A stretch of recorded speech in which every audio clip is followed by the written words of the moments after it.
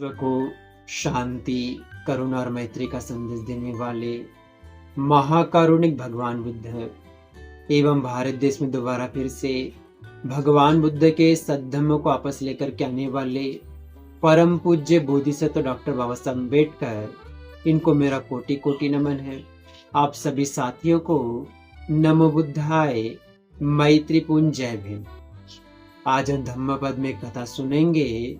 जब भगवान बुद्ध श्रावस्ती विहार कर रहे होते हैं, उस समय एक महिला को बच्चे का जन्म होता है। तो वहीं एक जो यक्षिणी थी, उसके बच्चे को खाने के लिए ताक लगाते रहती थी। तो देखती कि यक्षिणी से उसके बच्चे को खतरा है करके अपने बच्चे की जान बचाने के लिए जो महिला है, वो भगवान बुद्ध से आश्रय मांगने उनके विहार में चले जाती है। और वो पीछे पीछे यक्षिणी भी उसके बच्चे को खाने के लिए दौड़ती है, लेकिन द्वार पर उसे रोक लेता है। भगवान बुद्ध के कहने के बाद उसे आने देते हैं। तो दोनों को ही बैठा के भगवान बुद्ध कहते हैं, तुम इसको क्यों मारना चाहती हो? तो कहती है, मैं इसको खाऊंगी, ये मेरा भोजन है करके। तो भगवान बुद्ध कहते हैं, ऐसे करने से तुम्हें क्या प्राप्त होगा? हिंसा से कभी भी कुछ भी प्राप्त नहीं होता, हत्या से कुछ भी प्राप्त नहीं होता। इससे वैर ही जन्म होता है और वैर का कभी अंत नहीं होता। कई सदियां बीत जाती है, कई जन्म बीत जाते हैं, वैर का कभी अंत नहीं हो पाता है।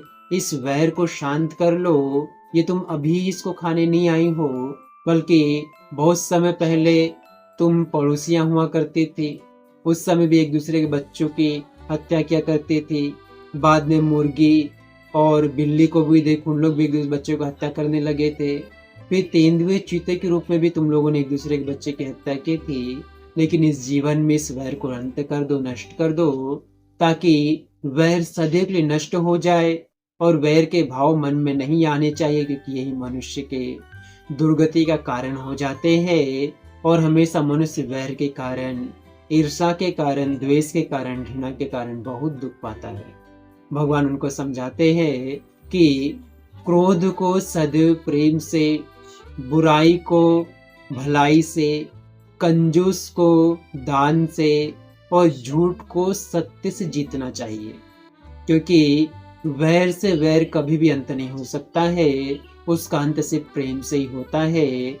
और बुराई का अंत भलाई से होता है। कंजूसपन का अंत दान देने से होता है। और झूठ का अंत सत्य से होता है।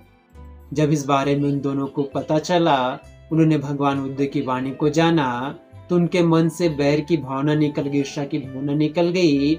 और वो भी यक्षिणी भी उनके बच्चे को लालन पालन करने लगी, उसकी देखभाल करने लगी। और दोनों ही उस बच्चे का लालन पालन करके उसके जीवन भर उसका पालन पोषण करते रहे। इस प्रकार से वो बच्चा भी आगे चल के भगवान के शरण में आया और वो सभी सील सदाचार का पालन करते हुए, नैतिकता के मार्ग में चलते हुए अपने जीवन को उद्धार किया, मंगल किया।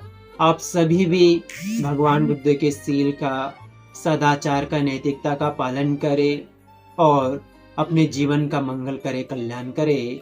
आप सभी लोगों ने बड़ी श्रद्धा से भगवान बुद्ध, उनके धम्म के संग को, उनके धम्म की वाणी को, इस धम्म देशना को बड़ी श्रद्धा पूर्वक सुना है। इसलिए भगवान बुद्ध, उनके धम्म, उनके संग के प्रभाव के तेज से आप सबका मंगल हो, आप सबका कल्याण हो, आप सभी सुखी रहे, आप सभी स्वस्थ रहे, आप सभी खुश रहे, आप सभी को सुख, शांति और सुकून प्राप्त हो जाए। भवतु सब मंगलं रक्षन्तु सब देवता सब बुद्धानुभावेन सदा शुद्धि भवन्तु ते।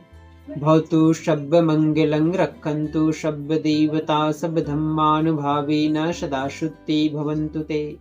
भवतु सब मंगलं रक्षन्तु सब देवता सब संघानुभावेन सदा शुद्धि भवन्तु ते। साधु साधु साधु।